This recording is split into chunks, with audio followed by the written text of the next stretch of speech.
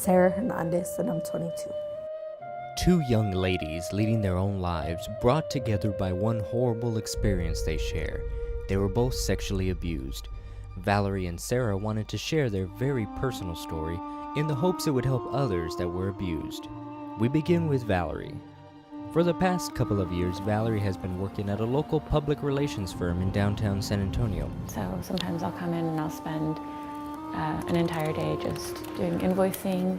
Other days I'll be on the road all day. In addition to her work, she attends a local institution studying fashion design and merchandising. I think one of the things that really helped me decide is when I was 19, I started knitting to see how I could create and shape a garment. Is really cool. Feels like a cat was chewing on that.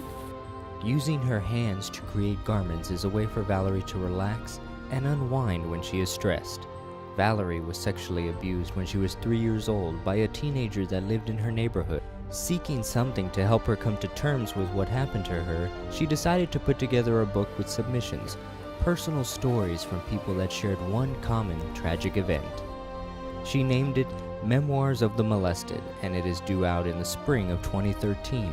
On top of her work and school schedule, she takes time each week to go through the submissions, reading each and every one of them. And at times, the words on the screen seem all too real. I'll just set aside a few minutes to sit down and actually read through the entire thing. And sometimes it's the story that they give is very surface, and that's okay because, that's the point that they're at. They're not ready to bring out all the emotion.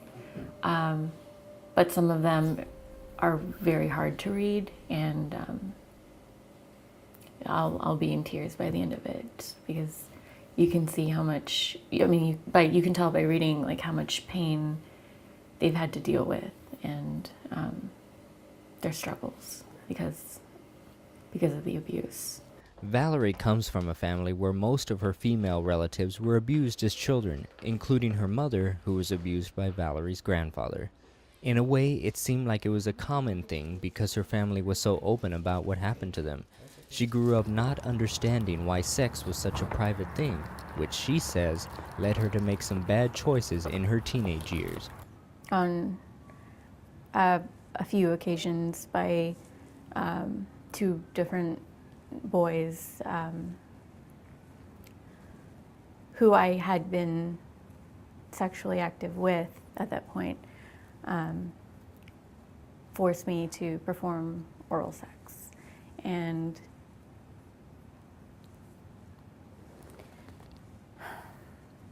my reaction to it at that age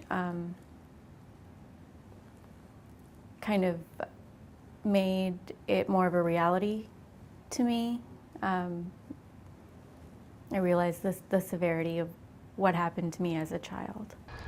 Valerie, to this day, does not know the details of her abuse, and her mom has told her that when she's ready to know, she will tell her. But Valerie is unsure she wants to know right now. One of the reasons it's harder for me to talk to my mom about it is because I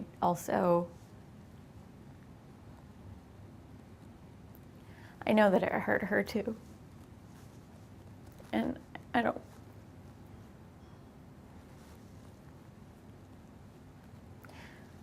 don't know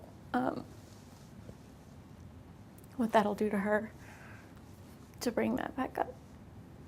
Valerie hopes this book helps others come to terms with what happened to them and to give this word of advice to parents. I think it's just a good idea to talk to children and let them know what's allowed and what's not allowed, and how to protect their own bodies, and to explain to them what bad touching is, and just let them know that it's okay and it's safe to tell someone. Sarah's story has a few more twists and turns, and somehow she came out on the other side stronger and wiser. At age 12, she was raped by her brother-in-law. We would wrestle a lot. I was very tomboyish, so I thought it was just brotherly, sister loved, and it started with grabbing.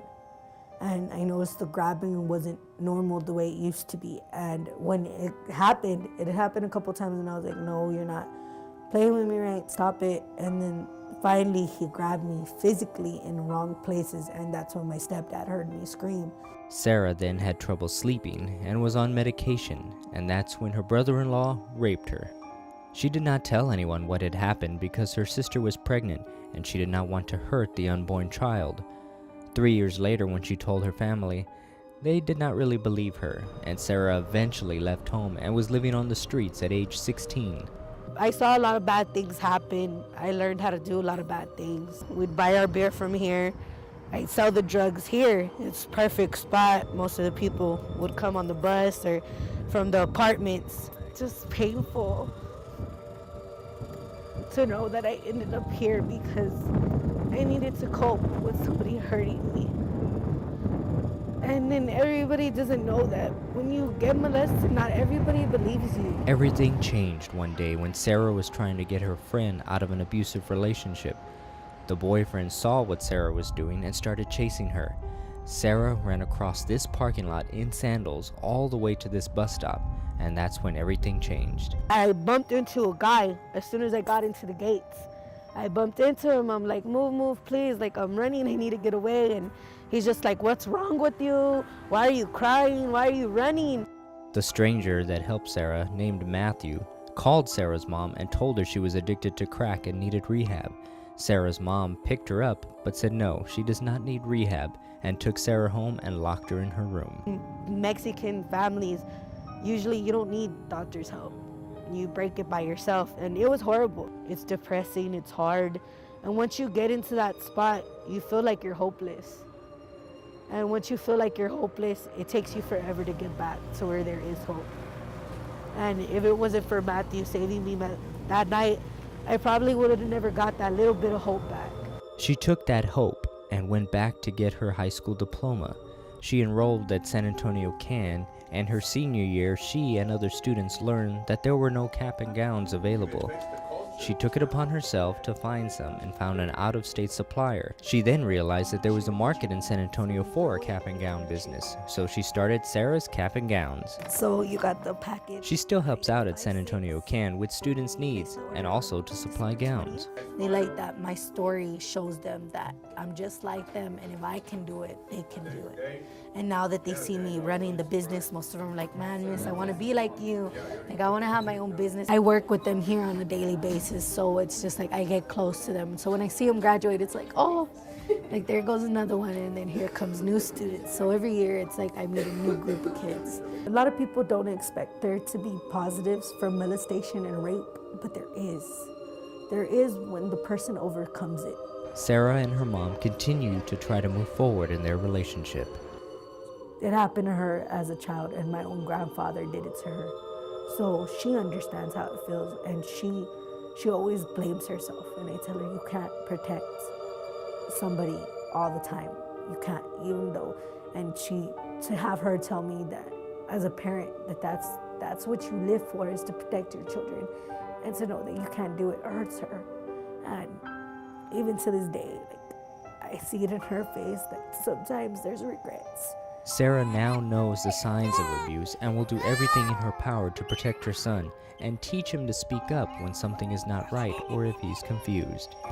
That it's okay to admit it. It's nothing to be ashamed about. It's something that happens. It's not supposed to. It's a flaw in our society. My biggest hope is that someone somewhere is helped. If I touch one person, just one person, it's worth it to me. And even now, when I look at the 3 people that have touched me and hurt me in my life, it's just like, what did you do? Nothing. You did not do nothing but make yourself look like a disgusting human and show that you're not humane enough to be in society like other people.